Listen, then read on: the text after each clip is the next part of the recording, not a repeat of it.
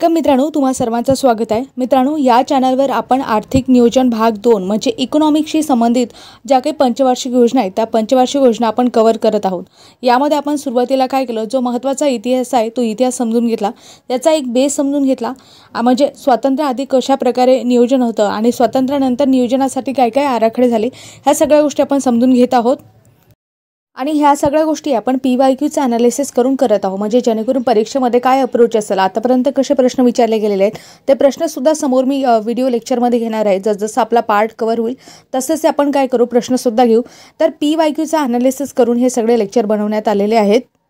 म्हणून हे जी lecture series आहे ती कंटिन्यू करा। सोबतच तुम्ही या चॅनलवर नवीन असाल तर चॅनलला सबस्क्राईब करा, सोबतच बेल आयकॉनला प्रेस करा। बेल आयकॉनला प्रेस केल्यामुळे या चॅनलवर ज्या काही नोटिफिकेशन टाकले जातील त्या नोटिफिकेशन तुम्हाला येतील। तर मित्रांनो, बेल आयकॉनला प्रेस करायला विसरू नका। चला तर मित्रांनो, मग आता आपल्या टॉपिकला सुरुवात करूया। टॉपिक आहे पंचवार्षिक योजना। पंचवार्षिक योजना भाग 2। कारण याआधी आपण एक टॉपिक क्लिअर केला आहे, त्याची लिंक जी आहे ती तुम्हाला कमेंट बॉक्समध्ये मिळून जाईल। तुम्ही कमेंट बॉक्समध्ये बघा, वरची जी पिन कमेंट असेल त्यामध्ये तुम्हाला बाकीच्या सुद्धा प्लेलिस्ट आहे या चॅनलवर, त्याच्यासुद्धा काय मिळतील तर लिंक मिळून जातील। तर मित्रांनो, मी तुम्हाला काय सांगितलं होतं, एकूण 12 पंचवार्षिक योजना आहेत, बरोबर ना? मग 12 पंचवार्षिक योजना आहे तर तुम्हाला त्याची टाईमलाईन माहितीच असायला पाहिजे, बरोबर? मग टाईमलाईन माहिती असायला पाहिजे, कारण काय की टाईमलाईननुसार प्रश्न पडतात। टाईमलाईन जर तुम्हाला माहिती असेल ना, तुम्ही कुठेही लिंक लावून प्रश्नाच्या उत्तरापर्यंत पोहोचू शकता। कारण लॉजिक डेव्हलप होणं खूप महत्त्वाची गोष्ट असते आणि ते लॉजिकच आपल्याला इथे डेव्हलप करायचं आहे। फॅक्च्युअल गोष्टी तर मी तुम्हाला क्लिअर करतेच, परंतु एकदा जर का लॉजिक डेव्हलप झालं ना, प्रश्न कसाही पडो तरी प्रश्नाच्या उत्तरापर्यंत आपण पोहोचू शकतो।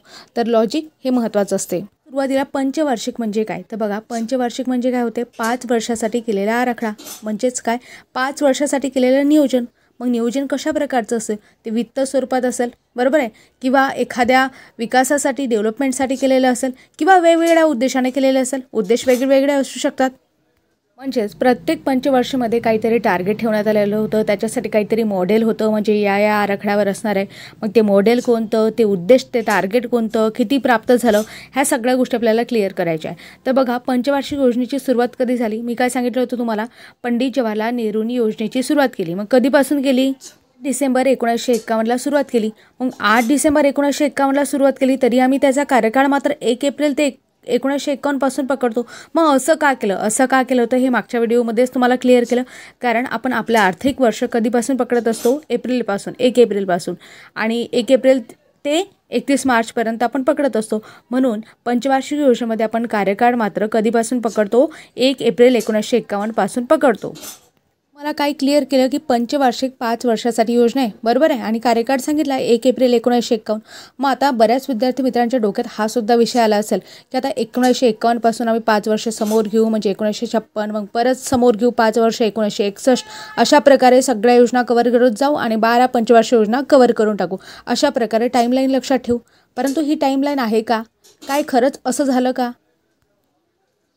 तर टाईमलाईन आपण लक्षात घेतली तर आपल्याला समजते, पहिली पंचवार्षिक योजना 1951 ते 1956 दरम्यान होती, दुसरी 1956 ते 1961 दरम्यान होती, तिसरी 1961 ते 1966 दरम्यान होती।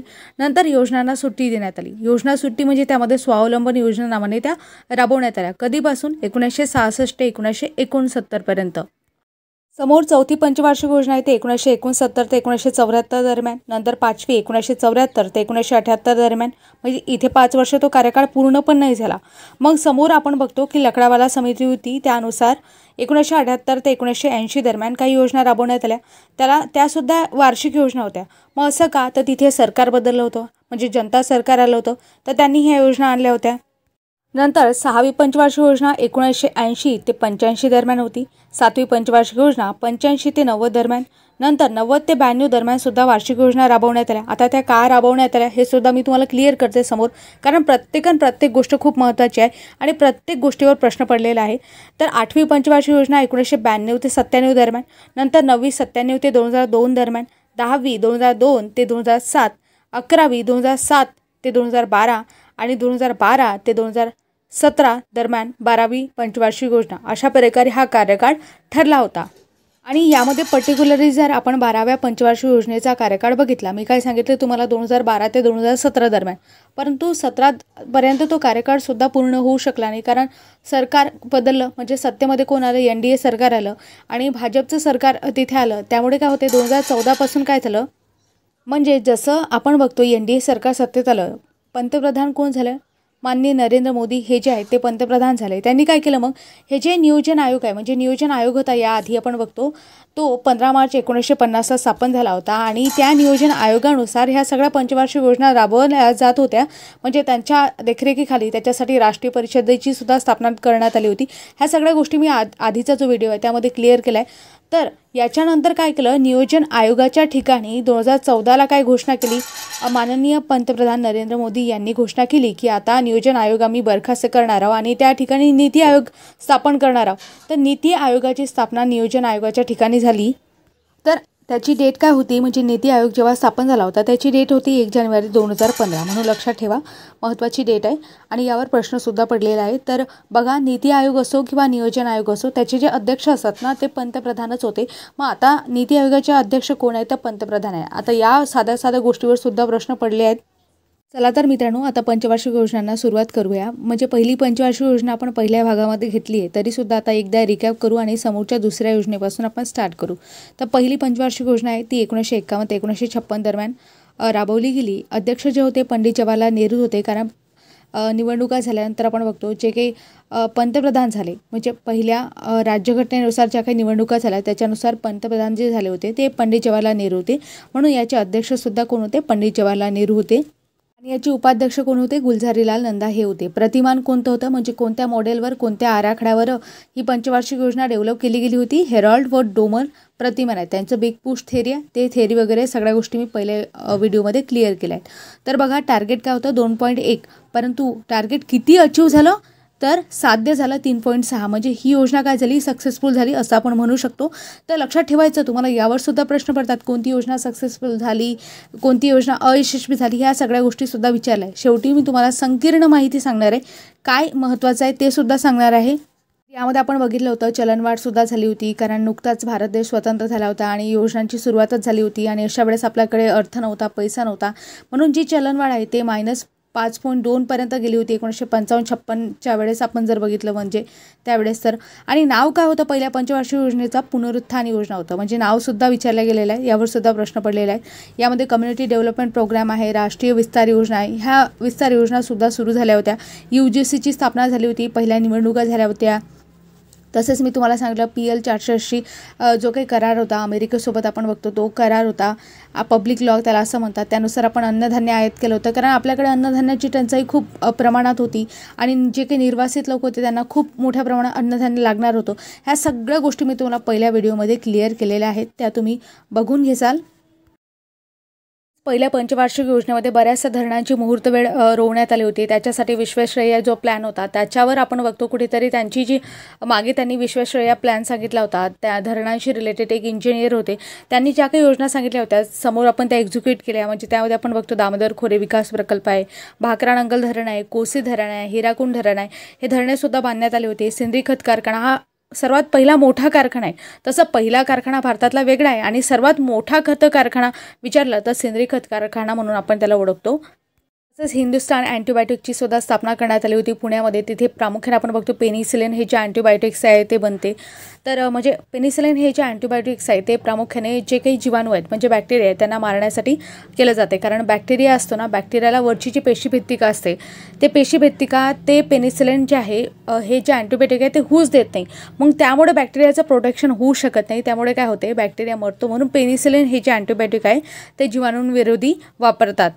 एक महत्त्वाची गोष्ट की पहिली पंचवार्षिक योजना आहे त्यामध्ये आंध्र प्रदेश जे राज्य होतं पहिलं तेलुगू भाषिक आपण बघतो, तेलुगू भाषिकांचा प्रदेश म्हणून आंध्र प्रदेश राज्याला मान्यता द्या वगैरे असं त्यावेळेस करण्यात आलं होतं. म्हणून आंध्र राज्याची जी निर्मिती आहे ती 1953 मध्ये करण्यात आली होती. अशा काही ज्या काही महत्त्वाच्या घडामोडी आहेत त्या पहिल्या पंचवार्षिक योजनेदरम्यान म्हणजे 1951 ते 1956 दरम्यान घडल्या आणि महत्त्वाच्या सर्व घडामोडी आहेत ह्या सगळ्या आपण कव्हर केल्या आहे. तर आता दुसऱ्या पंचवार्षिक योजनेपासून आपल्याला डिटेलपणे अभ्यासाचं आहे. दुसरी पंचवार्षिक योजना आपण बघतो त्याला काय नाव होतं? भौतिकवादी योजना. आता भौतिकवादी योजना म्हणजे असं का बरं नाव दिलं? कारण दुसऱ्या पंचवार्षिक योजनेमध्ये भांडवलावर जास्तीत जास्त भांडवल तयार करावं यावर फोकस केला होता. म्हणजे मग फोकस केला होता तर असं कोणतं प्रतिमान होतं की त्यांनी सांगितलं होतं? तर त्यावेळेस आपण बघतो महालनोबिस प्रतिमान होता. यावर सुद्धा प्रश्न पडलेला आहे म्हणून लक्षात ठेवा. की दुसऱ्या पंचवार्षिक योजनेमध्ये कोणतं प्रतिमान वापरलं गेलं होतं? महालनोबिस हे प्रतिमान वापरलं गेलं होतं आणि त्यांनी जास्तीत जास्त भौतिक गुंतवणूक करा, भांडवल निर्माण करा, कॅपिटल निर्माण करा, यासाठी मोठे जे उद्योग आहेत, लघु उद्योग आहेत, यांना जास्तीत जास्त काय दिला होता, यांच्यावर भर देण्यात आला होता त्या योजनेमध्ये. कोणत्या? दुसऱ्या पंचवार्षिक योजनेमध्ये. तर यामध्ये आपण कार्यकाळ बघतो 1956 ते 1961 असा होता. याचे जे अध्यक्ष होते ते पंडित जवाहरलाल नेहरू हेच होते आणि उपाध्यक्ष टी कृष्णमाचारी हे होते आणि प्रतिमान मी तुम्हाला सांगितलं महालनोबिस. आता लक्ष काय ठेवण्यात आलं होतं यामध्ये? 4.5% म्हणजे कसं, राष्ट्रीय उत्पन्नातील वार्षिक वृद्धी दर किती टक्के ठेवण्यात आला होता? 4.5% अशा प्रकारे वार्षिक वृद्धी दर लक्ष ठेवण्यात आला होता. परंतु साध्य किती झाला? 4.2%. म्हणजे वार्षिक वृद्धी दर किती साध्य झाला? 4.2%. म्हणून लक्षात ठेवा, कारण यावर सुद्धा प्रश्न पडतात. मग योजना यशस्वी झाली की अयशस्वी? अयशस्वी, कारण टार्गेट कंप्लीट झालं नाही. आता दुसऱ्या पंचवार्षिक योजनेमध्ये अतिशय महत्त्वाची गोष्ट म्हणजे आपल्या महाराष्ट्राच्या बाबतीत आपण बघतो, आपल्या महाराष्ट्राची निर्मिती कधी झाली? 1 मे 1960.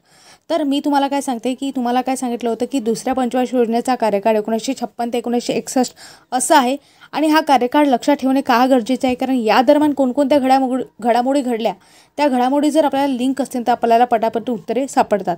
तर महाराष्ट्राची निर्मिती कोणत्या पंचवार्षिक योजनेदरम्यान झाली असं जर विचारलं तर तुम्हाला लक्षात यायला पाहिजे की लगेच आपण बघतो दुसऱ्या पंचवार्षिक योजनेदरम्यान महाराष्ट्राची निर्मिती झाली. तर यामध्ये आपण बघतो अणुऊर्जा आयोग आहे. अणुऊर्जा आयोगाची सुद्धा स्थापना झाली 1 मार्च 1958 आणि अणुऊर्जा आयोगाचे जे काही अध्यक्ष होते, पहिले अध्यक्ष कोण होते? तर डॉक्टर होमी भाभा हे होते. तसेच जे काही पोलाद कारखाने होते, आता मी तुम्हाला काय सांगितलं होतं, लॉजिकली कसं लक्षात ठेवायचं की दुसरी पंचवार्षिक योजना आहे, औद्योगिकरणावर भर दिला. औद्योगिकरणावर भर आहे म्हणजे साहजिक आहे पोलाद कारखाना जास्त प्रमाणात इथे पोलाद कारखान्यावर भर दिला असेल. मग पोलाद कारखाने कोणकोणते झाले यावर सुद्धा प्रश्न पडले आहे. त्यांना कोणी भेटी दिल्या, कोणाच्या मदतीने झाले, यावर सुद्धा कंबाईन एक्झामला प्रश्न पडलेले आहेत. तसंच दुसरं जे औद्योगिक धोरण होतं 30 एप्रिल 1956ला जाहीर झालं होतं, ते सुद्धा याच पंचवार्षिक योजनेमध्ये आपल्याला पाहायला मिळते. तर पोलाद कारखाने, पोलाद उद्योग कोणकोणते ते आपण पाहू. भिलाई लोह पोलाद उद्योग आहे 1955मध्ये स्थापन झाला होता. सुरुवातीला तो मध्य प्रदेशमध्ये स्थापन झाला होता, म्हणजे मध्य प्रदेशमध्येच होता, परंतु जसं मध्य प्रदेशमधून छत्तीसगड वेगळं झालं, छत्तीसगडमध्ये तो भाग गेला म्हणून आपण बघतो. आणि भिलाई लोह पोलाद उद्योग आहे तो कोणाच्या मदतीने? रशिया आणि भारत या दोघांच्या मदतीने हा पोलाद उद्योग आहे तो उभारण्यात आला होता दुसऱ्या पंचवार्षिक योजनेमध्ये. तसंच रूरकेला लोह पोलाद उद्योग आहे तो कधी? 1958मध्ये आणि कुणाच्या मदतीने? जर्मनीच्या मदतीने. सध्या कुठे आहे? तर ओरिसामध्ये.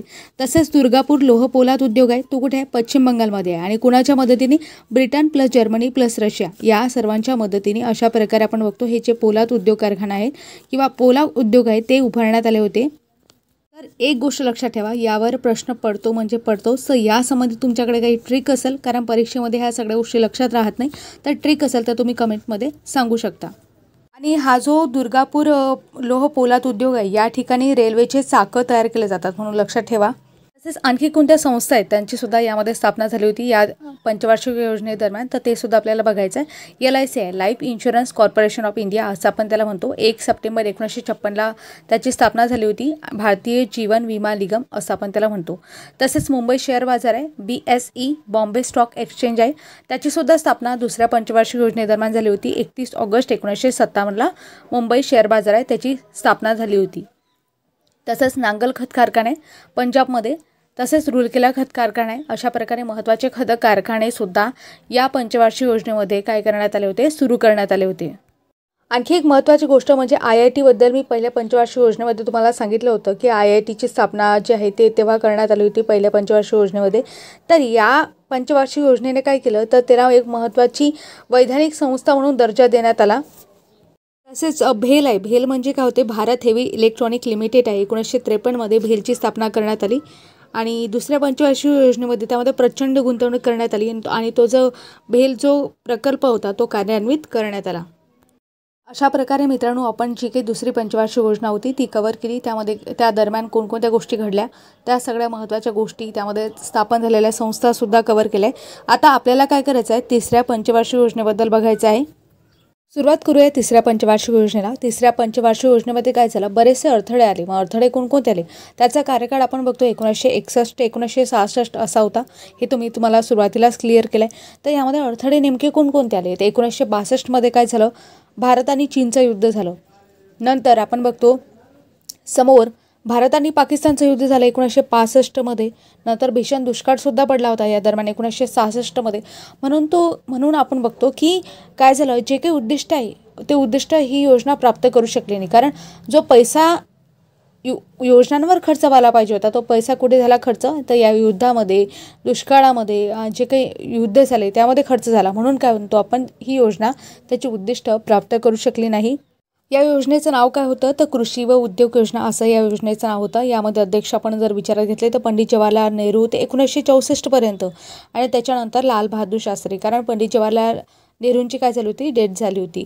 त्यामुळे नंतर लाल बहादूर शास्त्री काय होतात, पंतप्रधान होतात. म्हणून लाल बहादूर शास्त्रीसुद्धा या योजनेमध्ये अध्यक्ष होते 1964पासून. जेव्हा डेथ होते पंडित जवाहरलाल नेहरूंची त्याच्यानंतर लाल बहादूर शास्त्री अध्यक्ष होतात आणि त्यांचा कार्यकाळ 64 ते 66 पर्यंत चालतो. आणि यामध्ये उपाध्यक्षसुद्धा होते, CM त्रिवेदी आणि अशोक मेहता असे 2 उपाध्यक्ष या योजनेदरम्यान होते. काही गोष्टी इथे नमूद नसल्या तरी तोंडी सांगते, त्या गोष्टी नोट करून घेत जा. तर आता समोर आपण बघतो प्रतिमान कोणतं होतं, तर यामध्ये जे दुसऱ्या पंचवार्षिक योजनेमध्ये आपण प्रतिमान वापरलं, महालनोबिस प्रतिमान, तेच प्रतिमान या योजनेमध्ये सुद्धा चालू ठेवण्यात आलं होतं. म्हणजे आपण बघतो या योजनेदरम्यान मी तुम्हाला सांगितलं भारत चीन युद्ध झालं होतं 1962ला. डेटसुद्धा विचारली आहे, त्याचं नाव काय होतं ते सुद्धा विचारलं आहे, त्याच्याबद्दल इन्फॉर्मेशनसुद्धा यावरसुद्धा प्रश्न पडलेले आहेत. तर बघा, चीनच्या ताब्यातील जे काही तिबेट होतं, आता तिबेट आपण तिथे बघतो दलाई लामा होते. मग दलाई लामांना काय केलं होतं, भारताने पाठिंबा देण्यास सुरुवात केली होती.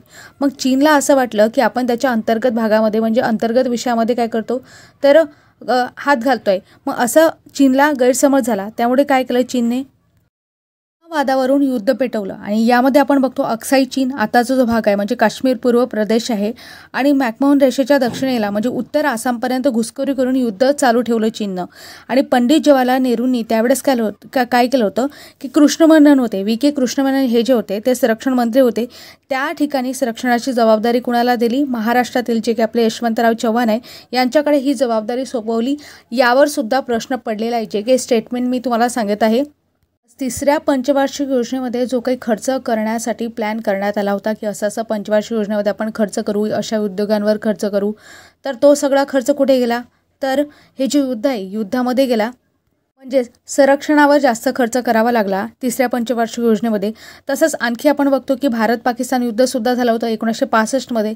म्हणजे एप्रिल 1965 ते सप्टेंबर 1965 दरम्यान भारत पाकिस्तान युद्ध झालं होतं. युद्ध तर झालं, पण युद्धामध्ये काहीतरी ऑपरेशनसुद्धा राबवले जातात. मग ऑपरेशन कोणतं होतं, तर अयूब खानच्या नेतृत्वाखाली आपण बघतो युद्धाला सुरुवात झाली होती. आणि यासाठी काय केलं होतं, काश्मीरमध्ये आपण बघतो पाकिस्तानने ऑपरेशन जिब्राल्टर आणि जम्मूमध्ये ऑपरेशन ग्रँड स्लॅम सुरू केलं होतं. आणि त्यामुळे युद्ध पेटलं होतं. 33,000 सैन्याने काय केलं होतं, तर लाईन ऑफ कंट्रोल पार करून काश्मीरमध्ये घुसखोरी केली होती. त्यामुळेच आपण बघतो की भारताने दोन्ही बाजूनी हल्ला चढवला होता. आणि 10 जानेवारी 1966ला जेव्हा ताश्कंद करार झाला होता रशियामध्ये, तेथे भारत आणि पाकिस्तान दरम्यान युद्धबंदी करार करण्यात आला होता. या प्रकारे भारत आणि पाकिस्तान दरम्यान युद्ध झालं होतं 1965मध्ये. तर असे काही महत्त्वाचे युद्ध आहेत आणि महत्त्वाचे अडथळे आहेत जे या योजनेमध्ये आपल्याला पाहायला मिळतात. योजनेमध्ये काही विकासात्मक गोष्टीसुद्धा करण्यात आल्या होत्या. त्यामध्ये आपण बघतो कृषी किमती आयोग आहे, त्याला ॲग्रिकल्चर प्राईस कमिशन असं म्हणतो. 1 जानेवारी 1965ला त्याची स्थापना करण्यात आली होती. आणि त्याचे अध्यक्ष कोण होते, म्हणजे कोणाच्या अध्यक्षतेखाली स्थापना करण्यात आली होती, तर प्रोफेसर दांतवाला यांच्या अध्यक्षतेखाली स्थापना करण्यात आली होती. आणि नंतर याच कृषी किमती आयोगाचं रूपांतर 1985मध्ये आपण बघतो कृषी मूल्य व किमती आयोग CACP commission for agriculture cost and price असं करण्यात आलं होतं. तसेच FCI, त्याला फूड कॉर्पोरेशन ऑफ इंडिया असं आपण म्हणतो, त्याची सुद्धा स्थापना यामध्ये झाली होती. म्हणजे कायदा कोणता होता, 1964चा कायदा होता. आणि या कायद्यानुसार 15 जानेवारी 1965ला FCI म्हणजे फूड कॉर्पोरेशन ऑफ इंडिया आहे याची स्थापना करण्यात आली होती. आणि जेव्हा फूड कॉर्पोरेशन ऑफ इंडियाची म्हणजे 1965ला स्थापना होते, त्याच्यानंतर आपण बघतो हरित क्रांती जे होते 65-66मध्ये हरित क्रांती झाली असं आपण म्हणत असतो. म्हणजे त्याची पायाभरणी कुठेतरी त्याला बेस मिळतो. कारण फूड कॉर्पोरेशन ऑफ इंडिया ही जी आहे ते प्रमुख संस्था स्थापन होते. त्यामुळेच जे काही आपण समोर वाटचाल करतो हरित क्रांतीच्या दिशेने, ते या फूड कॉर्पोरेशन ऑफ इंडियामुळे शक्य होते. असा सुद्धा प्रश्न पडलेला आहे की फूड कॉर्पोरेशन ऑफ इंडियामुळे काय होते, हरित क्रांतीची पायाभरणी करण्यात आली असं सुद्धा प्रश्न आहे, म्हणून लक्षात ठेवा. तसेच या व्यतिरिक्त तिसऱ्या ज्या पंचवार्षिक योजनेबद्दल आपण बघत आहोत, तर या योजनेमध्ये भारतीय औद्योगिक विकास बँक म्हणजे IDBI बँक आहे, तिची सुद्धा काय करण्यात आली, स्थापना करण्यात आली 1 जुलै 1964ला. आणि रिझर्व्ह बँकेच्या मालकीची होती आपण बघतो ते भारतीय उद्योगांना वित्तीय सेवा पुरवणारी संस्था म्हणून IDBI विकास वित्त संस्था ही वित्त पुरवठा करणारी संस्था आहे, म्हणून हिची सुद्धा स्थापना या पंचवार्षिक योजना दरम्यान झाली म्हणून लक्षात ठेवा. आता समोर काय झालं, तर मी तुम्हाला काय सांगितलं की पंचवार्षिक योजना राबवायची आहे म्हणजे त्याला काहीतरी वित्त पाहिजे असेल, तर तिसरी पंचवार्षिक योजना असं काय झाली, फेल झाली, अयशस्वी झाली, कारण वित्तपुरवठा नव्हताच. आणि वित्तपुरवठा ते करू शकले म्हणजे वित्त नव्हतं, वित्तपुरवठा करू शकले नाही.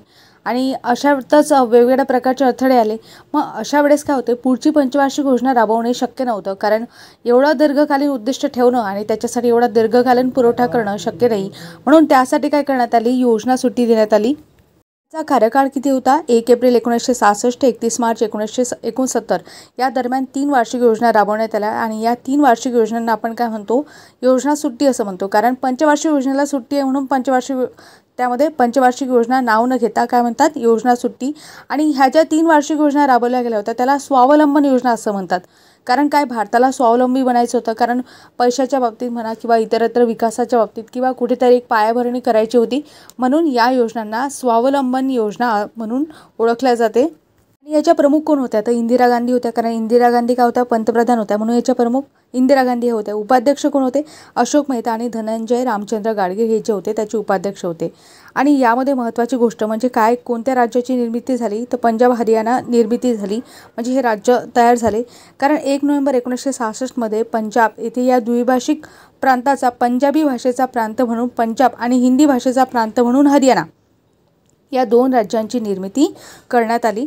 तसंच रुपयाचं अवमूल्यनसुद्धा झालं आहे. आता रुपयाचं अवमूल्यन म्हणजे काय, ह्या इकॉनॉमिक टर्म आहेत. यामध्ये आपण बघतो की सर्वात मोठं योजना सुट्टीमध्ये यश काय, तर यश असं की यामध्ये जे काही अन्नधान्य उत्पादन आहे ते मोठ्या प्रमाणावर वाढलं. कृषी उत्पादनामध्ये मोठ्या प्रमाणात वाढ झाली, कारण आपण काय केलं, या योजनेदरम्यान म्हणजे योजना सुट्टीच्या दरम्यान हरित क्रांती मोठ्या प्रमाणात घडून आली. म्हणजे तिसऱ्या योजना काळातील युद्धांनी आणि दुष्काळांनी जर्जर झालेल्या या भारताला अमेरिकेतून जे काही निकृष्ट दर्जाचं आपण वगैरे धान्य आयात करावं लागत होतं आपल्याला.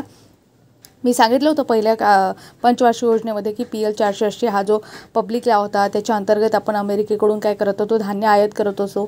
आणि ते धान्य इतकं खराब होतं की तिथल्या म्हणजे तिथल्या गुराढोरांना ते म्हणजे ते धान्य त्याचा वापर करत असत आणि ते आपण आपल्या भारतातील लोकांसाठी वापरत असो, आणत असो, आयात करत असो, कारण भारताकडे एवढं अन्नधान्याची टंचाई होती की त्यांना नाईलाजाने ते अन्न खावंच लागत असे. आणि याआधी काय झालं होते, लालबहादूर शास्त्री होते, लालबहादूर शास्त्रींनी एक वेळच्या जेवणाचा सुद्धा त्याग करा असं सांगितलं होतं. आणि यामध्ये महत्त्वाची गोष्ट म्हणजे हरित क्रांतीमध्ये ग्रीन रिव्हॉल्युशनमध्ये प्रश्न विचारले जातात. ते प्रश्न कोणकोणत्या याच्यावर पडलेले आहेत ते सांगते की जागतिक हरित क्रांतीचे जनक कोण, नॉर्मन बोरलॉग, हे सगळ्यांना माहिती पाहिजे. भारतीय हरित क्रांतीचे जनक कोण, MS स्वामीनाथन हे आहेत. आणि महाराष्ट्रातील हरित क्रांतीचे जनक कोण, वसंतराव नाईक आहेत. म्हणजे वसंतराव नाईक मी तुम्हाला ॲडिशनल सांगितलं इथं. तुमच्यासाठी एक प्रश्न की भारतीय हरित क्रांतीचे शिल्पकार कोण आहेत हे तुम्हाला कमेंट बॉक्समध्ये सांगायचं आहे. म्हणजे याआधी जे व्हिडिओ झाले त्या व्हिडिओ लेक्चरमध्ये मी ह्या सगळ्या गोष्टी आधी क्लिअर केलेल्या आहेत. तर सांगण्याचा प्रयत्न करा की भारतीय हरित क्रांतीचे शिल्पकार कोण आहेत आणि का बरं त्यांना शिल्पकार म्हणून ओळखले जाते. या योजनेदरम्यानच आपण बघतो उच्चतम उत्पादनांची वाण कार्यक्रम म्हणजे हाय यील्डिंग व्हरायटीज प्रोग्राम आहे, तो प्रोग्रामसुद्धा सुरू करण्यात आला होता 66-67 तर त्यामध्ये आपण बघतो की तांदूळ आहे, गहू आहे, ज्वारी, मका आणि बाजरी यांचे उच्चतम उत्पादन घेण्याचे वाण तयार करण्यात आले आणि शेतीमध्ये लागवड करण्याचे लक्ष ठेवून हा कार्यक्रम जो आहे तो पुढे चालू करण्यात आला. तर योजना सुट्टींमध्ये आपण बघतो की राष्ट्रीय उत्पन्नातील वार्षिक वृद्धी दर आहे तो किती लक्ष ठेवण्यात आला होता, त्यासाठी 5%, परंतु किती वार्षिक वृद्धी दर साध्य झाला, 3.9%. म्हणजे आपण बघतो ह्यासुद्धा एवढ्या यशस्वी झाल्या नाहीत, परंतु यामध्ये अन्नधान्याची मोठ्या प्रमाणावर वाढ झाली, कारण हरित क्रांती झाली. त्यामुळे ही योजना आपण बघतो की अन्नधान्याच्या दृष्टीने सक्सेसफुल झाली असं आपण म्हणू शकतो. प्रकारे आपण पहिल्या 3 योजना आणि योजना सुट्टीचा कालावधी कंप्लीट केला. म्हणजे आता समोर आपल्याला चौथी पंचवार्षिक योजना अभ्यासायची आहे. चौथी पंचवार्षिक योजना ही चौथ्या पंचवार्षिक योजनेमध्ये अध्यक्ष कोण होतं, तर इंदिरा गांधी ह्या अध्यक्ष होत्या. आणि स्थैर्यासह आर्थिक वाढ व आर्थिक स्वावलंबन हे या योजनेचं नाव होतं. या योजनेमध्ये उपाध्यक्ष कोण होते, धनंजय गाडगीळ, श्री सुब्रमण्यम आणि दुर्गा प्रसाद धर अशा प्रकारे याचे अध्यक्ष जे आहेत चौथ्या पंचवार्षिक योजनेला लाभले. प्रतिमान कोणतं होतं? ॲलन मान अशोक रुद्र प्रतिमान होतं. म्हणजे चौथी, पाचवी, सहावी अशा पंचवार्षिक योजनेमध्ये हे ॲलन मान आणि अशोक रुद्र प्रतिमानच वापरण्यात आलं होतं. तर या योजनेमध्ये राष्ट्रीय उत्पन्नातील वार्षिक वृद्धी दर आहे तो किती ठरवण्यात आला होता? म्हणजे लक्ष्य टार्गेट किती ठरवण्यात आलं होतं? तर 5.7% ठरवण्यात आलं होतं. परंतु साध्य किती झालं? तर 3.3%. म्हणजे 9व्या पंचवार्षिक योजनेने काही आराखडे जाहीर केले होते त्यानुसार 3.3% आणि 10व्या पंचवार्षिक योजनेने जेव्हा आराखडे प्रकाशित केले होते त्यानुसार 2.05% एवढा जो आहे तो वार्षिक वृद्धी दर प्राप्त झाला. म्हणजे जे काही टार्गेट ठरवलं होतं त्यापेक्षा कमी वृद्धी दर प्राप्त झाला. म्हणून आपण बघतो की जर 10व्या पंचवार्षिक योजनेचा जो काही अहवाल दिला होता 10व्या पंचवार्षिक योजने त्यानुसार आपण बघितलं तर ही जी योजना आहे ती सर्वात कमी वृद्धी दर प्राप्त करणारी योजना आहे. म्हणजे असा प्रश्न पडलेला आहे. स्टेटमेंट मी तुम्हाला सांगते की 10व्या पंचवार्षिक योजनेच्या अहवालानुसार कोणत्या पंचवार्षिक योजनेमध्ये, म्हणजे एकूण 12 पंचवार्षिक योजना आहेत ना, तर एकूण 12 पंचवार्षिक योजनांपैकी कोणत्या योजनेमध्ये सर्वात कमी वृद्धी दर प्राप्त झाला? तर ही चौथी योजना आहे. म्हणजे त्यामध्ये सर्वात कमी वृद्धी दर प्राप्त झाला हा प्रश्न पडलेला आहे, म्हणून लक्षात ठेवा. आणि ही जी पंचवार्षिक योजना होती याचा कार्यकाळ किती होता? 1969 ते 1974. म्हणजे खूप डिटेल बघितलं तर 1 एप्रिल 1969 ते 31 मार्च 1974. तर यामध्ये काय घडामोडी घडून आल्या? म्हणजे एवढ्या टाईम पिरियडमध्ये काय काय घडून आलं? तर आपण बघतो देशाचं जे सर्वात पहिलं राष्ट्रीय धोरण होतं, म्हणजे राष्ट्रीय शिक्षण धोरण, व्यवस्थित लक्षात घ्या, देशाचं पहिलं राष्ट्रीय शिक्षण धोरण 1968 जाहीर करण्यात आलं होतं. ते या योजनेदरम्यान जाहीर करण्यात आलं. तसेच बाकीच्या काय घडामोडी घडल्या? म्हणजे राजकीय घडामोडीमध्ये आपण बघतो भारत पाकिस्तानचं 1971चं युद्ध. आता मी तुम्हाला पहिल्या भागामध्ये एक मॅप दाखवला होता. तर बघा हा तो मॅप आहे. या मॅपमध्ये मी तुम्हाला काय सांगितलं होतं त्यावेळेस की हिरव्या रंगाचा जो भाग आहे तो पाकिस्तानचा आणि केशरी रंगाचा जो भाग आहे तो कोणाचा? भारताचा. मग पाकिस्तानमध्ये मी तुम्हाला सांगितलं हिरव्या रंगाचा भाग इकडे पूर्व पाकिस्तान आणि इकडे जो आहे ते पश्चिम पाकिस्तान, असे 2 पाकिस्तानचे भाग होते. आता पूर्व पाकिस्तान जो आहे त्या ठिकाणी बांगलादेश कसा निर्माण झाला ही गोष्ट मी तुम्हाला सांगणार आहे. कारण हा जो मॅप आहे तो मॅप कधीचा आहे? तर फाळणीच्या वेळेचा, म्हणजे ज्यावेळेस फाळणी झाली होती त्यावेळेचा हा मॅप आहे. त्यावेळेस भारत आणि पाकिस्तान वेगवेगळे झाले होते अशा वेळेचा हा मॅप आहे. तर बघा आता भारत पाकिस्तान युद्ध होतं 1971चं. त्यामध्ये काय झालं? म्हणजे 3 डिसेंबर ते 16 डिसेंबर 1971 दरम्यान ते युद्ध चाललं. आता यामध्ये काय झालं मित्रांनो? इथे एक गोष्ट विचार करा की पाकिस्तानशी युद्ध आहे भारताचं, तर मग आता यामध्ये पाकिस्तान तर पूर्वेला सुद्धा आणि पश्चिमेला सुद्धा आहे. कारण की अजून त्या पाकिस्तानचं बांगलादेशमध्ये रूपांतर व्हायचं बाकी आहे. मग ते रूपांतर कसं झालं हेच आपल्याला सगळ्या गोष्टी समजून घ्यायच्या आहे. आणि एक एक गोष्ट आता तुम्हाला क्लिअर होईल की ज्यावेळेस भारत पाकिस्तानचं युद्ध झालं त्यावेळेस पूर्वीकडून हल्ला होण्याची शक्यता होती आणि पश्चिमेकडूनही.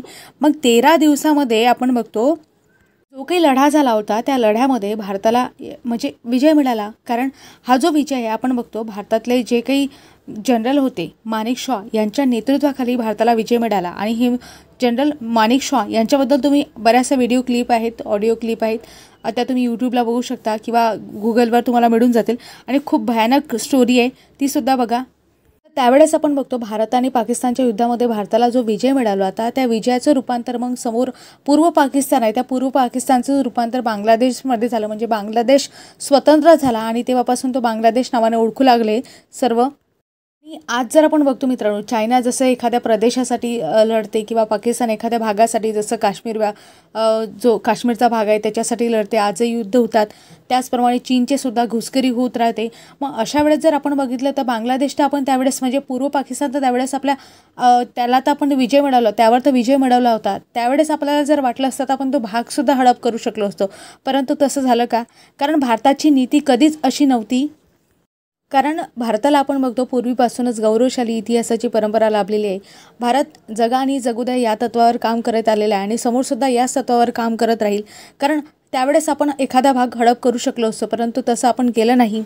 आणि हे सगळं युद्ध वगैरे जे आहे भारत पाकिस्तानमध्ये 1971 दरम्यान झालं, हे सगळं कोणाच्या नेतृत्वाखाली झालं होतं? तर इंदिरा गांधी यांच्या नेतृत्वाखाली झालं होतं. आणि त्यावेळेस आपण बघतो बांगलादेशमध्ये जे काही आता बांगलादेश स्वतंत्र झाला होता आणि तरीसुद्धा बांगलादेशमधील बरेचसे जे काही लोक होते ते भारतामध्ये स्थलांतरित झाले होते. आणि एवढ्या मोठ्या स्थलांतरित झालेल्या लोकांचा प्रश्न जो होता तो इंदिरा गांधींपुढे होता. म्हणजे त्यांचं पुनर्वसन करणं, त्यांना अन्नधान्याची सोय करून देणं, त्यांना जे काही प्रमुख गरजा आहेत, अन्न, वस्त्र, निवारा पुरवणं, ह्या सगळ्या गरजा पुरवणं, हे जे जबाबदारी आता भारतावर येऊन पडली होती. कारण आपण बघतो अतिथी देवो भव हे तत्त्व आपण पूर्वीपासूनच पाळत आलेलो आहोत आणि आपल्या देशामध्ये कुणीतरी स्थलांतर केलं आहे आणि तेही एवढ्या मोठ्या संख्येनं स्थलांतर झालं आहे आणि एवढ्या सगळ्या लोकांना अन्न, वस्त्र, निवारा पुरवणं ही साधी गोष्ट नव्हती. म्हणूनच आपण बघतो या सगळ्या गोष्टींमुळे काय झालं, अर्थव्यवस्थेवर परिणाम झाला. तसंच काय झालं, नियोजनावर परिणाम झाला. म्हणजे ज्या काही पंचवार्षिक योजना आहेत त्याच्यावर जो खर्च व्हायला पाहिजे होता तो खर्च प्रॉपर त्याच्यावर खर्च झाला नाही. तो इतरत्र युद्ध आहेत किंवा जे काही पुनर्वसन आहे निर्वासितांचं त्यांच्यावर खर्च झाला. म्हणूनच मी तुम्हाला ते स्टेटमेंट जे सांगितलं की एकूण 12 पंचवार्षिक योजनांमध्ये सर्वात कमी वृद्धी दर जो आहे तो 4थ्या पंचवार्षिक योजनेमध्ये राहिला. तर अशा प्रकारे मित्रांनो काही गोष्टी आपण बघितल्या. तसंच 4थ्या पंचवार्षिक योजनेदरम्यान जर आणखी एक महत्त्वाचं संकट आपण बघितलं त्यामध्ये तेलाचं संकट होतं. म्हणजे गोष्ट आहे 1973ची. त्यामध्ये काय झालं होतं की अरब पेट्रोलियम एक्सपोर्टिंग कंट्रीमध्ये प्रामुख्याने आपण बघतो अल्जेरिया आहे, बहरीन आहे, कतार आहे, इराक, सिरिया, इजिप्त, प्रामुख्याने इजिप्त लक्षात ठेवा. तसंच ट्युनिशिया हे महत्त्वाचे देश आहेत. त्यामध्ये म्हणजे OAPEC आपण असं त्याला म्हणतो. OPEC म्हणजे organisation of Arab petroleum exporting countries असं त्याला म्हणतात. तर यामध्ये इजिप्तचा समावेश होता. आणि या पंचवार्षिक योजनेदरम्यान नेमकं काय झालं की 1973मध्ये तेलाची किमती 400% वाढल्या. कारण की इजिप्त आणि इस्रायलमध्ये युद्ध सुरू झालं होतं. म्हणजेच आपण बघतो की या ज्या कंट्रीमध्ये जे काही युद्ध सुरू होतं इजिप्त आणि इस्रायलमध्ये त्याचा जो परिणाम आहे तो आंतरराष्ट्रीय बाजारपेठेवर पडला. आणि आंतरराष्ट्रीय बाजारपेठामध्ये तेलाच्या भयानक किमती म्हणजे वाढल्या आणि त्याचा जो परिणाम आहे तो भारतावरही पडला. कारण भारत या देशांकडून काय करत होतं तर पेट्रोलियम आयात करत होतं. मग आता त्याचं संकटसुद्धा म्हणजे त्याला ऑइल शॉक असं म्हणतात, ऑइल क्रायसिस असं म्हणतात आणि त्याचासुद्धा परिणाम भारतीय अर्थव्यवस्थेवर पडला. कारण आपण बघतो ज्या काही वाहतूक व्यवस्था असते भारतामध्ये म्हणा किंवा इतर कोणत्याही देशामध्ये बघा तर वाहतूक व्यवस्था त्या देशातल्या रक्तवाहिन्या समजल्या जातात. कारण मी इथे रक्तवाहिन्या हा शब्द का वापरला आहे. रक्तवाहिन्या म्हणजे आपल्या शरीरामध्ये ज्याचं रक्तवाहिन्यांचं जेवढं महत्त्वाचं आहे ऑक्सिजनचा पुरवठा असो किंवा प्रत्येक भागापर्यंत पोहोचण्याचा जो काही रक्ताचा पुरवठा करण्याचं काम आहे ते रक्तवाहिन्या करत असतात.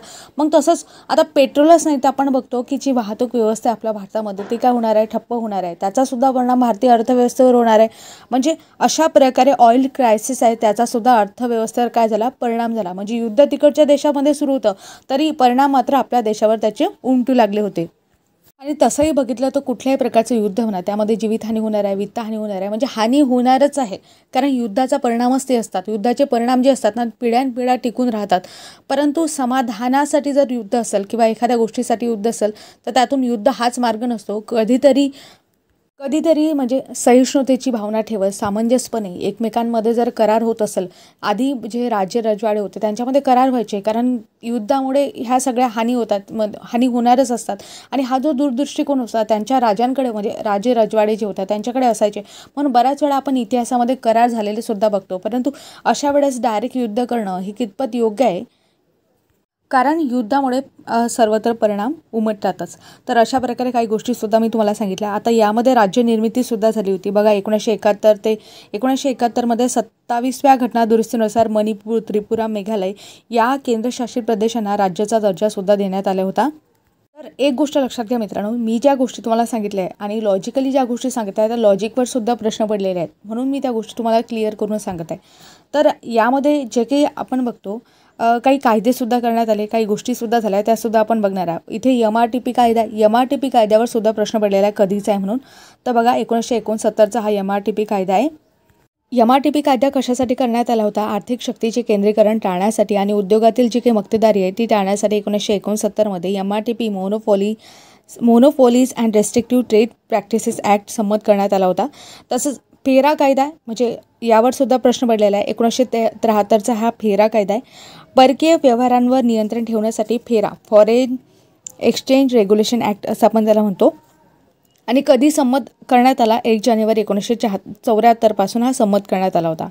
तसेच आता मी काय सांगितलं होतं तुम्हाला, दुसऱ्या पंचवार्षिक योजनेमध्ये काही आपण पोलाद उद्योग सुरू केले होते त्याची ट्रिकसुद्धा सांगा असं मी तुम्हाला सांगितलं होतं. तर दुसऱ्या पंचवार्षिक योजनेदरम्यान जे काही महत्त्वाचे पोलाद उद्योग सुरू केले होते, त्या व्यतिरिक्त आपण बघतो चौथ्या पंचवार्षिक योजनेमध्ये बोकारो लोह पोलाद उद्योग आहे. यावर सुद्धा प्रश्न पडलेला आहे की कोणत्या पंचवार्षिक योजनेमध्ये बोकारो लोह पोलाद उद्योग सुरू करण्यात आला होता. तर लक्षात ठेवा, हा सध्याच्या आता झारखंड राज्यामध्ये आहे आणि 1972 मध्ये बोकारो पोलाद प्रकल्पाची रशियाच्या मदतीने उभारणी करण्यात आली होती. आता सध्या तो सेलकडे आहे. सेलकडे म्हणजे काय, steel authority of India limited, त्यांच्याकडे हा सुपूर्द केलेला आहे प्रकल्प. आणि नंतर आपण बघतो ऑपरेशन फ्लड आहे. ऑपरेशन फ्लडवर सुद्धा प्रश्न पडलेला आहे. राज्यसेवा प्रिलिम्सचा प्रश्न पडलेला आहे. पर्टिक्युलर डेट विचारली होती. बऱ्याच वेळा आपल्याला वाटते की प्रश्न कुठून फॉर्म होतात, तर प्रश्न असे फॉर्म होतात. फक्त आपण काय करतो, पूर्ण सिलेबस कव्हर करत नाही, त्यामुळे प्रश्नाचे उत्तर आपण देऊ शकत नाही. ऑपरेशन फ्लड आम्हा सर्वांना माहिती असेल, दुधाची क्रांती आपण म्हणतो, श्वेत क्रांती, त्याच्याशी संबंधित आहे. डॉक्टर वर्गीस कुरियन त्याच्याशी संबंधित आहे आणि त्यांनी 1970चा हा प्रकल्प आहे. ऑपरेशन फ्लडचा पहिला टप्पा त्यावेळेस सुरू करण्यात आला होता. यामागे कल्पना मी तुम्हाला सांगितली डॉक्टर वर्गीस कुरियन यांची होती. म्हणूनच आपण त्यांना काय म्हणतो, श्वेत क्रांतीचे जनक असे म्हणतो. कारण काय केलं होतं त्यांनी, नॅशनल डेअरी डेव्हलपमेंट बोर्ड आहे म्हणजे NDDP आहे, त्याच्यामार्फत हा कार्यक्रम सुरू करण्यात आला होता आणि धवल क्रांतीला सुरुवात झाली होती. आणि त्याचे अध्यक्ष तर तुम्हाला सांगितलं, आता 3-4 वेळा मी रिवाईज केला नाही, परत एकदा सांगते, डॉक्टर वर्गीस कुरियन हे आहेत. म्हणून त्यांना पद्मविभूषण आहे, रॅमन मॅग्सेसे पुरस्कार आहे, वर्ल्ड फूड प्राईज आहे, यांनी गौरवण्यात आलेला आहे. म्हणजे हे यावर सुद्धा प्रश्न पडलेला आहे बरं. असं स्टेटमेंट मी तुम्हाला प्रश्न दाखवेल समोर. आपण बघतो drought prone area development programme आहे 1973-74चा. हा सुद्धा याच पंचवार्षिक योजनेमध्ये काय करण्यात आला होता, दरम्यान राबवण्यात आला होता. म्हणजे आपण जर मित्रांनो पंचवार्षिक योजनेमध्ये जर डेट टाईमलाईन लक्षात ठेवली, तर यामध्ये कोणकोणता प्रकल्प आला किंवा कोणत्या पंचवार्षिक योजनेमध्ये काय घडून आलं, ह्या जर गोष्टी आपल्याला समजल्या ना, तर आपल्याला पटापट प्रश्नाची उत्तरे मिळू शकतात. आपण बघतो या पंचवार्षिक योजनेमध्ये बँकांचे राष्ट्रीयकरण सुद्धा करण्यात आलं होतं. 19 जुलै 1969ला 50 कोटी रुपयांपेक्षा जास्त ठेवी असणाऱ्या 14 बँकांचं राष्ट्रीयकरण करण्याचा धाडसी निर्णय सुद्धा याच पंचवार्षिक योजनेदरम्यान इंदिरा गांधी यांनी घेतला होता. महत्त्वाची गोष्ट म्हणजे अग्रणी बँक योजना 1969ला जी स्थापन झाली होती, ती सुद्धा याच पंचवार्षिक योजनेदरम्यान आपल्याला पाहायला मिळते. म्हणजे अशा प्रकारे काही महत्त्वाच्या गोष्टी आहेत ज्या आपण कव्हर केल्या. आणि ही झाली मित्रांनो चौथी पंचवार्षिक योजना इथे कव्हर. तर हा जो रेफरन्स आहे प्रामुख्याने आपण बघतो किरण देसले सरांचं बुक आहे, त्यामधून घेतलेला आहे. आणि सोबतच आपलं स्टेट बोर्ड आहे, तसंच तात्यांचा ठोकळा हे सुद्धा रेफरन्ससाठी वापरलेले आहेत. तर आता आपण काय करणार आहोत, समोर 5वी पंचवार्षिक योजना जी आहे ती कव्हर करणार आहोत. तर समोर आपण बघतो 5वी पंचवार्षिक योजना आहे आणि 5व्या पंचवार्षिक योजनेचा कालावधी काय, 1 एप्रिल 1974 ते 31 मार्च 1978. म्हणजे 5वी पंचवार्षिक योजना तसं बघितलं तर 1979मध्ये संपायला पाहिजे होती, कारण 5 वर्षाचा कार्यकाळ आहे. परंतु काय झालं, पुढे निवडून आलेले जे काही जनता सरकार आहे त्या सरकारने 1 वर्ष आधीच ती काय केली, योजना बंद केली. म्हणून 5व्या पंचवार्षिक योजनेचा जो कालावधी आहे तो 1 एप्रिल 1974 ते 31 मार्च 1978 असा आपण पकडतो. तर 5व्या पंचवार्षिक योजनेमध्ये काय गोष्टी झाल्या, यामध्ये लक्ष किती ठेवण्यात आलं होतं, तर वार्षिक उत्पन्नातील वार्षिक वृद्धी दर आहे जो तो लक्ष ठेवण्यात आला होता 4.4 आणि साध्य किती झाला 4.8. म्हणजे ही योजना कशी झाली, सक्सेसफुल झाली. म्हणजे आतापर्यंत आपण बघितलं ज्या काही योजना बघितल्या, मागच्या ज्या योजना बघितल्या 1, 2, 3, 4, त्यामध्ये पहिली योजना सक्सेसफुल झाली कारण त्याचं टार्गेट अचीव झालं होतं आणि टार्गेटपेक्षा सुद्धा जास्त लक्ष आपल्याला प्राप्त झालं होतं. बाकीची दुसरी, तिसरी, चौथी ही पंचवार्षिक योजनांमध्ये काय होतं, जे टार्गेट ठेवण्यात आलं होतं ते काय झालं होतं, तेवढं प्राप्त झालं नाही. आणि 5व्या पंचवार्षिक योजनेमध्ये जे टार्गेट ठेवण्यात आलं होतं त्याच्यापेक्षा जास्त प्राप्त झालं. म्हणून आपण म्हणतो की आतापर्यंत 5 पंचवार्षिक योजना आपण बघितल्या, त्यामध्ये पहिली आणि 5वी योजना काय झाली, सक्सेसफुल झाली असं आपण म्हणू शकतो. या योजनेमध्ये अध्यक्ष कोण होत्या, तर इंदिरा गांधी होत्या. आणि इंदिरा गांधीने 5व्या पंचवार्षिक योजनेमध्ये गरिबी हटाव ही घोषणा केली होती. परंतु गरिबी हटाव याचा जो कार्यक्रम आहे तो म्हणजे त्यासाठी रोजगार निर्मिती वगैरे आहे ते 6व्या पंचवार्षिक योजनेपासून सुरू झालं होतं. म्हणून याच्या बाबतीत 2 प्रश्न पडलेले आहे की गरिबी हटाव हा जो नारा आहे तो कोणत्या पंचवार्षिक योजनेमध्ये दिला होता, तर 5व्या. परंतु ॲक्च्युअल सुरुवात कुठून झाली होती, 6व्या पंचवार्षिक योजनेपासून गरिबी हटावला सुरुवात झाली होती. मग यामध्ये आपण बघतो बँकिंग विकाससुद्धा झाला होता. आता बऱ्याच बँका मी तुम्हाला सांगितलेल्या आहे, मी शेवटी तुम्हाला प्रश्न विचारणार आहेत काही महत्त्वाचे प्रश्न बँकिंग संदर्भात, तसेच ज्या काही पंचवार्षिक योजना झाल्या त्याच्या संदर्भात की ही पंचवार्षिक योजना तुम्हाला कितपत समजली. आणि त्याच्यानंतर पुढचा जो टप्पा असेल त्यामध्ये आपण आयोगाचे जे काही प्रश्न आहेत त्या आयोगाचे प्रश्नसुद्धा घेणार आहोत. त्यामध्ये आपण बघतो की RRBची स्थापना झाली होती, रिजनल रूरल बँक आहे 2 ऑक्टोबर 1975ला. तसंच HDFC बँक आहे तिची स्थापना झाली होती 1977ला. त्याचे हसमुखभाई पारेख आहे, इथे पटेल लिहिला गेलं आहे, तिथे हसमुखभाई पारेख आहे, ते तुम्ही करून घ्याल. तर यांच्या प्रयत्नाने HDFC बँकची स्थापना झाली होती. HDFC म्हणजे काय, हाऊसिंग डेव्हलपमेंट फायनान्स कॉर्पोरेशन, आणि RRB म्हणजे काय, रिजनल रुरल बँक, त्याला आपण प्रादेशिक ग्रामीण बँका असं सुद्धा म्हणतो. त्याची डेट तुम्हाला लक्षात असायला पाहिजे, 2 ऑक्टोबर 1975. तर या योजनेमध्ये कशावर भर देण्यात आला होता, तर यामध्ये प्रामुख्याने आपण बघतो उद्योग, कृषी व सिंचन, ऊर्जा, वाहतूक, दळणवळण, सामाजिक सेवा इत्यादी गोष्टींवर भर देण्यात आला होता. आणि योजनेचं नाव मी आधीच तुम्हाला सांगितलं आहे, दारिद्र्य निर्मूलन व स्वावलंबन किंवा आत्मनिर्भरता असं या योजनेचं नाव होतं. यामध्ये काय काय राजकीय घडामोडी घडून आल्या ते सुद्धा आपल्याला बघायच्या आहेत. यामध्ये काय राजकीय घडामोडी झाल्या होत्या, तर ह्या सगळ्या गोष्टी आपल्याला माहितीच आहे. इतिहासामध्ये आपण शिकलो आहे की पोखरण आहे, पोखरणची चाचणी जी झाली होती, पहिली अणुचाचणी 18 मे 2014ला, यावर म्हणजे मूवीसुद्धा आहे म्हणून लक्षात घ्या. तर याचं नाव काय होतं, कोडवर्ड काय होतं, आणि बुद्ध असला हे त्याचा म्हणजे हा त्याचा कोडवर्ड होता. तसंच 42वी घटनादुरुस्ती आपण बघतो की भारतीय इतिहासामध्ये सगळ्यात मोठी जी काही घटनादुरुस्ती झाली होती, तर त्यामध्ये म्हणजे राज्य घटनादुरुस्ती, त्यामध्ये 42वी घटनादुरुस्ती आपण म्हणतो, त्याला मिनी कॉन्स्टिट्यूशन असं म्हणतो, म्हणजे सर्वात मोठी घटनादुरुस्ती असल्यामुळे. आणि कधी झाली होती, 2 नोव्हेंबर 1976ला याला मंजुरी झाली होती. आणि लागू कधीपासून झाली, 1 एप्रिल 1977 पासून लागू करण्यात आली होती. तसंच आणीबाणी या दरम्यानच लागली होती. तर महत्त्वाची गोष्ट म्हणजे ज्यावेळेस आणीबाणी लावली होती त्यावेळेस राष्ट्रपती कोण होते यावर सुद्धा प्रश्न पडलेला आहे. तर राष्ट्रपती होते फखरुद्दीन अली अहमद. त्यांच्या म्हणजे पंतप्रधान इंदिरा गांधी त्यांनी राष्ट्रपती फखरुद्दीन अली अहमद यांना सल्ला दिला होता, आणि त्यानुसार 352 राज्यघटनेतील कलम आहे 352, या कलमेनुसार त्यावरती आणीबाणी लावण्यात आली होती. तर ही कधी आणीबाणी जाहीर केली होती, ही डेटसुद्धा विचारलेली आहे. 25 जून 1975ला आणीबाणी जाहीर केली होती. तसंच आपण बघतो पहिले राष्ट्रीय लोकसंख्या धोरण आहे. आता लोकसंख्या धोरण वगैरे ह्या सगळ्या गोष्टी आपण लोकसंख्या जेव्हा चॅप्टर घेऊ त्यामध्ये कव्हर करू. तर बघा 16 एप्रिल 1976ला पहिलं जे आपण बघतो लोकसंख्या धोरण आहे ते जाहीर करण्यात आलं होतं. त्याला नॅशनल पॉप्युलेशन पॉलिसी 1976 असं आपण त्याला म्हणतो. तसंच विकास योजनामध्ये आपण बघतो DDP आहे, डेझर्ट डेव्हलपमेंट प्रोग्राम 1977-78चा, म्हणजे तो सुद्धा सुरू करण्यात आला होता. डेझर्ट डेव्हलपमेंट प्रोग्राम म्हणजे वाळवंट विकास कार्यक्रम असं आपण म्हणतो. तसंच महत्त्वाची गोष्ट म्हणजे ट्रायसेम आहे, training of rural youth for self employment, 15 August 1979 पासून सुरू करण्यात आला होता. आता ट्रायसेम म्हणजे काय होते की स्वयंरोजगारासाठी ग्रामीण तरुणांचे प्रशिक्षण असं आपण त्याला म्हणतो. नंतर ICDS आहे, इंटिग्रेटेड चाइल्ड डेव्हलपमेंट स्कीम आहे, 2 ऑक्टोबर 1975 पासून 0 ते 6 वर्षे वयोगटातील विद्यार्थ्यांसाठी ICDS हा जो प्रोग्राम आहे म्हणजे एकात्मिक बालविकास कार्यक्रम आहे तो सुरू करण्यात आला होता. अशा प्रकारे महत्त्वाच्या ज्या काही विकास योजना आहे त्यासुद्धा या पंचवार्षिक योजनेमध्ये करण्यात आल्या होत्या. तसंच आणखी महत्त्वाची गोष्ट म्हणजे राष्ट्रीय प्रौढ शिक्षण कार्यक्रम होतो, त्याला नॅशनल अडल्ट एज्युकेशन प्रोग्राम म्हणतात, तो सुद्धा याच पंचवार्षिक योजनेमध्ये सुरू करण्यात आला होता. म्हणजे अशा प्रकारे महत्त्वाच्या गोष्टी आहेत या पंचवार्षिक योजनेदरम्यान करण्यात आल्या होत्या. यामधला प्रत्येक पॉईंट महत्त्वाचा आहे. अशा प्रकारे आपण काय केली, महत्त्वाची ही जी पंचवार्षिक योजना आहे म्हणजे 5वी पंचवार्षिक योजना आहे ती कव्हर केली. तर आता समोर काय करणार आपण, सरकती योजना आहे. कारण 5व्या पंचवार्षिक योजनेनंतर मी तुम्हाला सांगितलं जसं जनता सरकार आलं सत्तेमध्ये, कारण काँग्रेसचं सरकार काय होतं पडलं होतं आणि जनता सरकार सत्तेमध्ये आलं होतं. मग त्यांनी काय केलं की काही वार्षिक योजना राबवल्या. ह्या ज्या योजना राबवल्या होत्या त्याला सरकती योजना असं म्हणतात. आता त्यावेळेस जनता सरकार आलं होतं म्हणजे प्रधानमंत्री कोण झालं होतं तर मोरारजी देसाई प्रधानमंत्री झाले होते आणि उपाध्यक्ष कोण म्हणजे ते कोण होते, या योजनांचे अध्यक्ष होते. म्हणजे ह्या ज्या सरकत्या योजना होत्या आणि त्याचे अध्यक्ष होते आणि लकडावाला समितीनुसार चालल्या म्हणून त्याचे उपाध्यक्ष आपण बघतो डी लकडावाला हे होते. तर यामध्ये महत्त्वाची गोष्ट म्हणजे अशी की ह्या योजना आहे ना 78 आणि 1980पर्यंत चालल्या, म्हणजे 1978 ते 1980पर्यंत चालल्या. कारण 80 नंतर काय झालं, परत काँग्रेस सरकार सत्तेत आलं होतं. मग परत काँग्रेस सरकारने ज्या काही मागच्या योजना पंचवार्षिक योजना होता त्यांची जी लिंक होती ती लिंक परत सुरू केली. म्हणून आपण बघतो 1980 ते 85 6वी पंचवार्षिक योजना आपल्याला समोर पाहायला मिळते.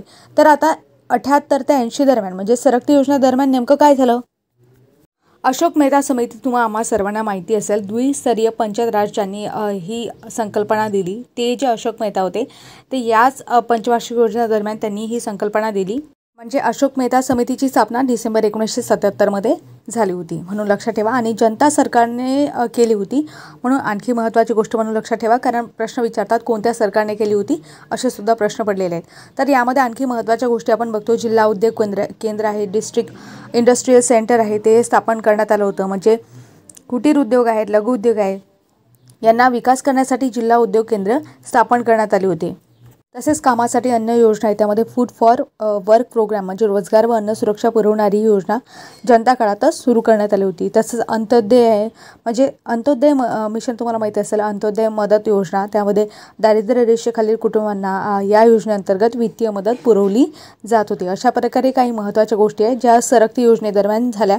या योजनेमध्ये फक्त काय प्रश्न पडले आहेत मी तुम्हाला सांगते। त्यावर प्रामुख्याने कालावधी विचारला आहे आणि उपाध्यक्ष जे होते लकडावाला त्यांच्यावर प्रश्न पडलेला आहे आणि सरकती योजनेदरम्यान कोणत्या सरकारने ते केल्या होत्या यावर सुद्धा प्रश्न पडलेला आहे आणि जिल्हा उद्योग केंद्रावर एकदा प्रश्न पडलेला आहे। अशोक मेहता समितीवर प्रश्न पडला आहे। म्हणजे जे काही महत्त्वाचे पॉईंट आहेत ते सगळे आपण इथे कव्हर केले। अशा प्रकारे या भागामध्ये आपण काय केलं, पंचवार्षिक योजनेमध्ये पहिल्या 5 पंचवार्षिक योजना तसेच जे काही सरकती योजना आहे ती कव्हर केली। आता याच्याशी संबंधित काही प्रश्न पण पडलेले आहेत, PYQ पडलेले आहेत, म्हणजे संपूर्ण PYQ नाहीत परंतु काही महत्त्वाचे PYQ आहेत ते इथे घेतलेले आहेत। तसं जर आपण बघितलं पंचवार्षिक योजनेमध्ये जास्तीत जास्त PYQ जे 11वी 12वी पंचवार्षिक योजना आहे त्यावर पडलेले आहेत।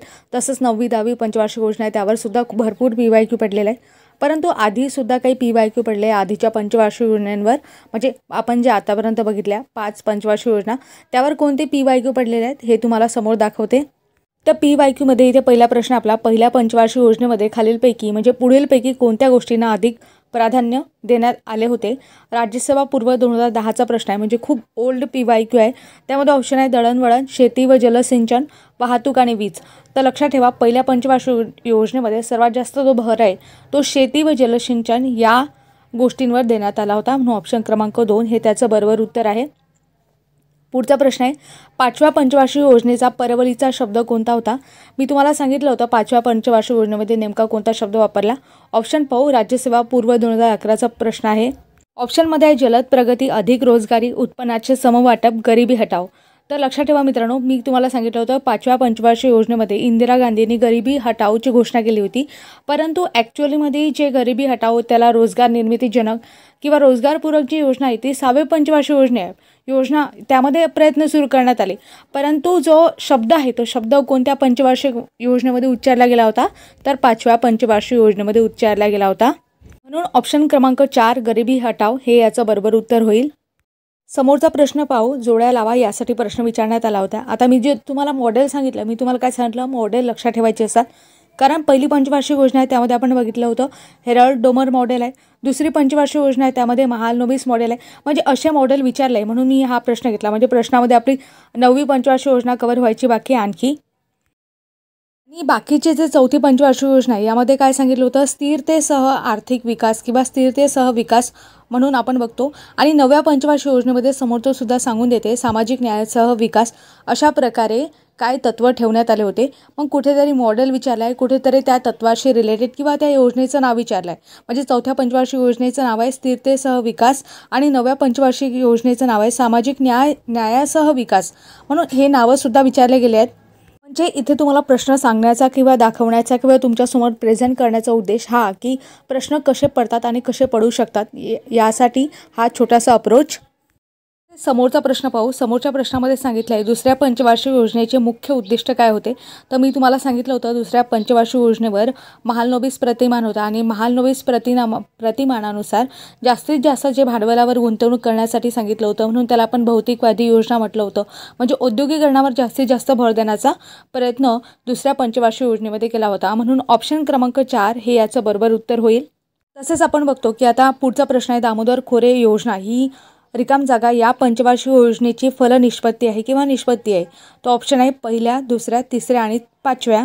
तर आपण बघतो यामध्ये ऑप्शन काय, पहिल्या, दुसऱ्या, तिसऱ्या आणि 5व्या। तर मित्रांनो आपण बघितलं होतं की पहिली पंचवार्षिक योजना आहे, पहिल्या पंचवार्षिक योजनेमध्ये हिराकुंड धरण आहे, दामोदर खोरे विकास प्रकल्प आहे, वेगवेगळ्या प्रकारचे जे काही महत्त्वाचे धरण आहेत ते सुरू करण्यात आले होते, म्हणून ऑप्शन क्रमांक 1 म्हणजे पहिल्या हे याचं बरोबर उत्तर होईल। समोरचा प्रश्न आहे भारताची पहिली पंचवार्षिक योजना केव्हा सुरू झाली। आता यामध्ये ऑप्शन आहे 15 ऑगस्ट 1947, 26 जानेवारी 1950, 1 एप्रिल 1951, 1 मे 1950। तर आपल्याला माहिती आहे 1 एप्रिल 1951 तिसरा ऑप्शन आहे हे याचं बरोबर उत्तर आहे। समोरचा प्रश्न आहे हिराकुंड योजना निर्मिती रिकाम जागा पंचवार्षिक योजनेची निष्पत्ती आहे। ऑप्शन आहेत पहिल्या, दुसऱ्या, तिसऱ्या आणि 4थ्या। तर ऑप्शन क्रमांक 1 म्हणजे पहिल्या योजनेची म्हणजे पहिल्या पंचवार्षिक योजनेची निष्पत्ती आहे, म्हणून ऑप्शन क्रमांक 1 हे याचं बरोबर उत्तर आहे। समोरचा प्रश्न आहे, भारतातील पहिला खत कारखाना पहिल्या पंचवार्षिक योजनेमध्ये रिकाम जागा येथे सुरू झाला। ऑप्शन आहे भटिंडा, सिंद्री, कोची आणि हाजिरा। तर तुम्हाला सांगितलं होतं भारतातील पहिला खत कारखाना पहिल्या पंचवार्षिक योजनेमध्ये सिंद्री येथे सुरू करण्यात आला। ऑप्शन क्रमांक 2 हे याचं बरोबर उत्तर आहे। आता समोरचा प्रश्न आपण पाहू। यामध्ये जसं जसं आपण अपडेटेड होत जातो, जसं जसं इयर वाढत जातात, तसं प्रश्नांमध्ये सुद्धा बदल होत जातात। सुरुवातीला वन लाईनर स्वरूपात प्रश्न पडायचे पंचवार्षिक योजनेंवर, आता कुठेतरी फॅक्च्युअल पडतात, फॅक्च्युअल प्लस कन्सेप्च्युअल दोन्ही गोष्टी पडतात। म्हणून इयर त्याचं माहिती असणं पाहिजे, म्हणजे संपूर्ण योजना माहिती आणि सगळ्या गोष्टी त्या आहेत कन्सेप्च्युअली फॅक्च्युअली समजून घेणं गरजेचं झालं आहे। पुढचा प्रश्न जर आपण बघितला, त्यामध्ये दुसऱ्या पंचवार्षिक योजना काळात पुढीलपैकी कोणत्या ठिकाणी लोहपोलाद कारखाना सुरू करण्यात आला नाही? राज्यसेवा पूर्व 2018चा प्रश्न होता। म्हणजे यामध्ये तुम्हाला फॅक्च्युअल माहिती असायला पाहिजे की कोणत्या पंचवार्षिक योजनेमध्ये कोणता कारखाना सुरू करण्यात आला होता। म्हणजे हा राज्यसेवेचा प्रश्न आहे, राज्यसेवा पूर्व 2018चा। तर मित्रांनो, मी तुम्हाला काय सांगितलं होतं, दुसऱ्या पंचवार्षिक योजना काळामध्ये रूरकेला म्हणजे जो ओरिसामध्ये आहे तो, भिलाई जो छत्तीसगडमध्ये आहे तो, आणि दुर्गापूर जो पश्चिम बंगालमध्ये आहे, हे जे तिन्ही जे कारखाने आहेत ना, ते दुसऱ्या पंचवार्षिक योजना काळात सुरू करण्यात आले होते। मग इथे प्रश्न काय विचारला, कोणता लोहपोलाद कारखाना दुसऱ्या पंचवार्षिक योजना काळात सुरू करण्यात आला नाही असा प्रश्न विचारला आहे। म्हणून आपण बघतो जे आहे बोकारो म्हणजे झारखंड इथे आहे, तो कारखाना चौथ्या पंचवार्षिक योजनेमध्ये सुरू करण्यात आला होता। म्हणून ऑप्शन क्रमांक ड जिथे असेल ते आपला ऑप्शन असायला पाहिजे। मग ऑप्शन क्रमांक ड कोणत्या ऑप्शनमध्ये आहे? तो ऑप्शन क्रमांक 3 मध्ये आहे, म्हणून ऑप्शन क्रमांक 3 हे आपलं या प्रश्नाचं बरोबर उत्तर होईल। अशा प्रकारे आपण सर्व जे काही PYQ पडलेले आहे ते PYQ ॲनालिसिस घेऊ, पण ते कधी घेऊ? जेव्हा आपल्या पूर्ण पंचवार्षिक योजना कव्हर होतील। आपल्याला पूर्ण 12 पंचवार्षिक योजना कव्हर करायच्या आहेत। म्हणजे सुरुवातीच्या पहिल्या भागामध्ये आपण त्याची हिस्ट्री बघितली आणि पहिली पंचवार्षिक योजना कव्हर केली। दुसऱ्या भागामध्ये आपण काय केलं, पहिल्या 5 पंचवार्षिक योजना सोबतच सरकती योजना कव्हर केली। या पंचवार्षिक योजनेमध्ये आपण बेसिक पासून ते एंडपर्यंत सगळ्या गोष्टी समजून घेत आहोत, म्हणजे कन्सेप्च्युअली प्लस फॅक्च्युअली दोन्ही गोष्टी आपण समजून घेत आहोत। तर पंचवार्षिक योजना ही जी सिरीज आहे ती कंटिन्यू करा। तर अशा प्रकारे आपण सर्व योजना कव्हर करू। तर तुम्हाला हे लेक्चर कसं वाटलं हे कमेंट बॉक्समध्ये सांगायला विसरू नका। सोबतच आपण बघतो महत्त्वाची गोष्ट म्हणजे चॅनलवर नवीन असाल तर चॅनलला नक्की सबस्क्राईब करा, सोबतच बेल आयकॉनला प्रेस करा आणि तुमच्या मित्रमैत्रिणींना सुद्धा शेअर करा। तर भेटूया पुढील भागामध्ये अशाच अपडेटेड माहितीसह, नॉलेजेबल व्हिडिओसह। तोपर्यंत तुम्हा सर्वांचे मनापासून आभार। धन्यवाद मित्रांनो।